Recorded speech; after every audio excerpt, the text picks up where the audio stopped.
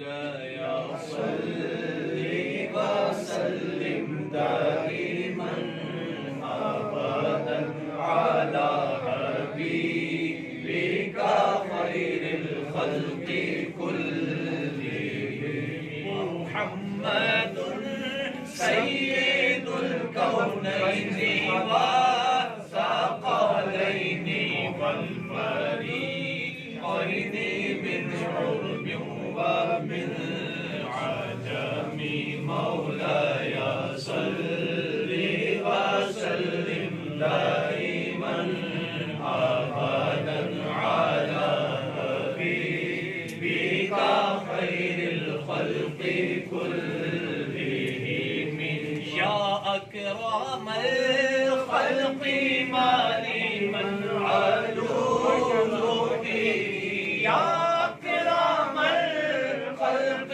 ما لمن علوذ به سواك عند حلول الحادث العام مولاي صل وسلم دائما أبدا على حبيبك خير الخلق كلهم يا ربي بالمصطفى بلغ مقاصدنا يا ربي بالمصطفى بلغ مقاصدنا يغفر لنا ما مضى يا واسع الطريق خير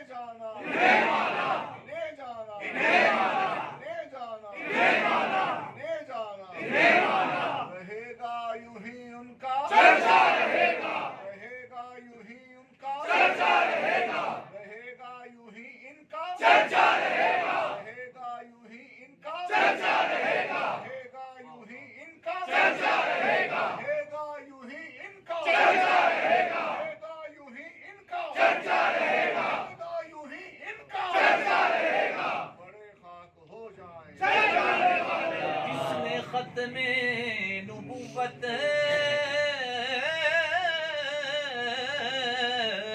پہ پہرا دیا جس نے ختم نبوت پہ پہرا دیا ایسے خادم کی خدمت پہ لاکھوں سلام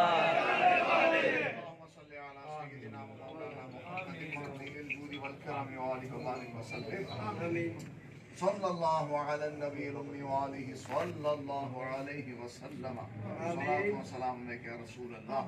اے اللہ تیرے محبوب کریم صلی اللہ علیہ وآلہ وسلم کے عاشق صادق حضرت قبلہ امین المجاہدین علامہ خادم حسین نظوی علیہ رحمہ کے حضور یہ نذرانہ گلپاشی کا پیش کیا اور چادر کا نظر عقیدت پیش ہوئی۔ داتا حضور گھنج بخش سرکار کے در دولت سے آئے ہوئے یہ ہدایہ داتا صاحب کے منظور نظر علامہ خادم حسین نظوی کی خدمت میں پیش کرنے کی سعادت ہم سب کو حاصل ہوئی۔ اے اللہ شرف قبول عطا آمین۔ اے اللہ جو عشق سے بھرا ہوا دل تو نے امیر المجاہدین کو عطا فرمایا، اس کی کچھ چمک ہمیں بھی عطا آمین۔ جو حمیت و غیرت کا لہو علامہ خادم حسین رضوی کو تو نے عطا فرمایا، اس کی کچھ حرارت ہمیں بھی عطا آمین۔ اے اللہ جو نور بصیرت تو نے علامہ خادم حسین رضوی کو عطا فرمایا، اس کی کچھ روشنی ہماری آنکھوں ہمارے دلوں میں بھی پیدا فرما۔ اے اللہ پاک وطن پاکستان کو رسول پاک کے دین کی جلوہ گاہ بنا، پاکستان کے تخت اقتدار پر حضور کے دین کی جلوہ باری فرما، پاکستان کو نظام مصطفیٰ صلی اللہ علیہ وسلم کا گہوارہ بنا۔ چین، فلسطین، ہند، سندھ، برما، افغانستان، عراق، ہر جگہ کے مظلوم مسلمانوں کی مدد و دستگیری فرما۔ حرمین شریفین سے نزدی بلا کو دور فرما۔ پاک وطن پاکستان سے بے دین گٹھ جوڑ کا خاتمہ فرما۔ امریکہ، برطانیہ، اسرائیل، بھارت، ان شیطانی طاقتوں کو اے اللہ مسلمانوں کے قدموں میں روند کر رکھ دے۔ یا ذا الجلال والاکرام یا ارحم الراحمین۔ ہمارے مبشر بھائی اور ان کے ساتھ جتنے احباب آئے، ان حاضرین دربار قبلہ بابا جی سب کی دلی تمنائیں پوری فرما۔ رہی جملہ سمیت تمام حاضرین کی دلی تمنائیں پوری فرما، پوری فرما۔ یا رب بالمصطفیٰ بلغ مقاصدنا۔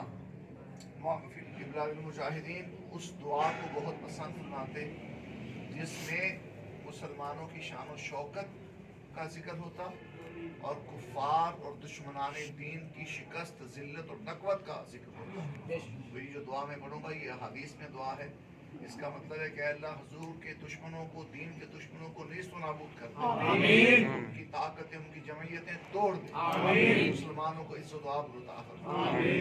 اللہم شتت شملہم وفرق جمعہم وخرب بنیانہم یا جبار یا قہار، حق لا الہ الا اللہ محمد